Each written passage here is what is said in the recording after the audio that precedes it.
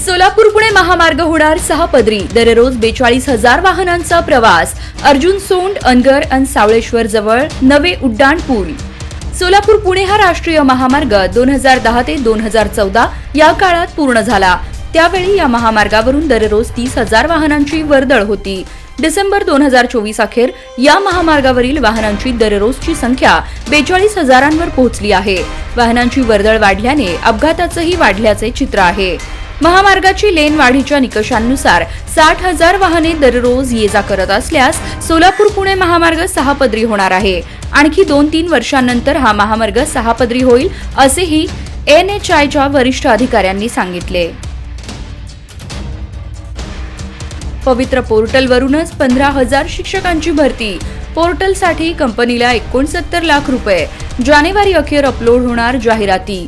सोलापूर राज्यातील खासगी अनुदानित व जिल्हा परिषदांच्या शाळांमधील शिक्षक भरतीचा दुसरा टप्पा आता सुरू झाला आहे.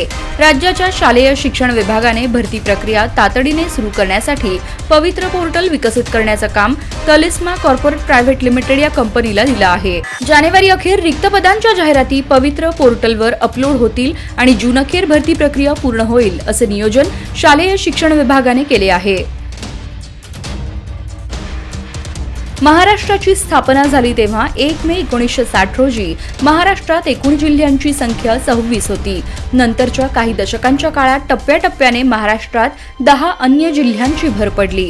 2014 पासून महाराष्ट्रात एकूण 36 जिल्हे अस्तित्वात आहेत. 2014 पूर्वी महाराष्ट्रात 35 जिल्हे होते. 2014 मध्ये पालघर हा शेवटचा जिल्हा ठरला.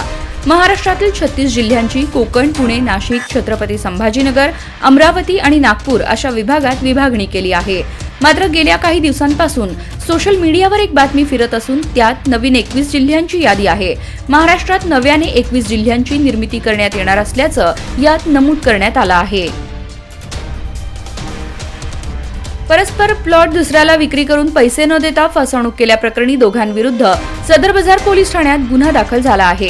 ही घटना 15 जानेवारी 2022 रोजी RD cold water block number 2/5 Preeti Sangam housing society 7 रस्ता व 2 सप्टेंबर 2024 रोजी पनाश अपार्टमेंट विजापूर रोड सोलापूर येथील कार्यालयात घडली. या प्रकरणी राहुल मारुती सर्वगोड वय 44 राहणार मोदी हुडको सोलापूर यांनी सदर बाजार पोलीस ठाण्यात फिर्याद दिली. त्यांच्या फिर्यादीवरून पनाश लाईफस्टाईल होम सोलापूरचे ओनर अमित थेपडे राहणार पुणे व सेल्स मॅनेजर जावेद शेख राहणार सोलापूर यांच्या विरुद्ध गुन्हा दाखल झाला आहे. 1175 कोटींचा कांदा विकत देशात हे कांदा मार्केट टॉपवर. राज्यात नव्हे देशात सोलापुरातील कांदा मार्केट टॉपवर आहे. एप्रिल पासून डिसेंबर पर्यंत अशा 9 महिन्यांमध्येच 1175 कोटी रुपयांचा कांदा सोलापुरात विकला गेला आहे. गत वर्षीच्या तुलनेत 3 लाख क्विंटल आवक कमी असतानाही उलाढाल अधिक झाली आहे. सोलापूर कृषी उत्पन्न बाजार समितीत मोठ्या प्रमाणात कांद्याची आवक होते. थंडीचा कडाका वाढू लागला आहे. थंडीच्या काळात हृदय आणि शरीरातील रक्तप्रवाहावर परिणाम होऊन स्ट्रोकचा धोका निर्माण होण्याची शक्यता असते. थंडीमुळे हृदयाच्या नसा आकुंचन पावतात. त्यामुळे हृदयाला रक्त आणि ऑक्सिजनचा पुरवठा कमी प्रमाणात होतो. त्यामुळे ज्येष्ठांसह विविध विकारांनी त्रस्त व्यक्तींना हृदयविकार आणि लकव्याचा धोका निर्माण होऊ शकतो.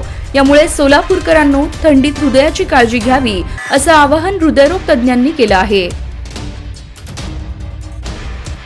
उजनीत लहान मासळीची बेकायदेशीर शिकार. राज्यात गोड्या पाण्यातील मासेमारीसाठी प्रसिद्ध असलेल्या यशवंत सागरातील वडाप व पंड्याच्या साहाय्याने करण्यात येणाऱ्या मासेमारीला कायमची बंदी घालण्याची मागणी स्थानिक मच्छीमार करत आहेत. यापूर्वी अनेकदा मच्छीमारांनी निवेदनाद्वारे उजनी पाटबंधारे विभागाकडे मागणी केली आहे. तरी देखील आर्थिक तडजोडीतून हा चोरून वडपचा गोरखधंदा सुरू आहे. हातातील पिशवीतून 2.5 लाखांची रोकड लांबवली. मोहोळ येथील बँक ऑफ इंडिया शाखेतून कर्मचाऱ्यांचे पगार देण्यासाठी ठेकेदाराने काढलेल्या 2.5 लाख रुपयांवर 2 अज्ञात महिलांनी डल्ला मारला. ही घटना मंगळवारी दिनांक 14 रोजी दुपारी 2:30 वाजण्याच्या दरम्यान बँक ऑफ इंडिया शाखेच्या बाहेर घडली.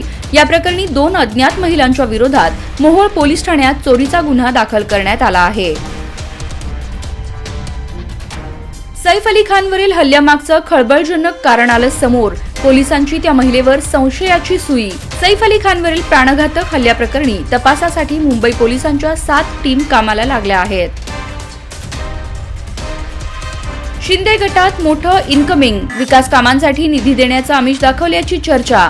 नाशिकमध्ये भाजप शिवसेनेत संघर्ष. आगामी महापालिका निवडणुकीच्या पार्श्वभूमीवर पक्षप्रवेशावरून नाशिकमध्ये भाजप आणि शिवसेनेत संघर्ष होण्याची शक्यता वर्तवली जात आहे.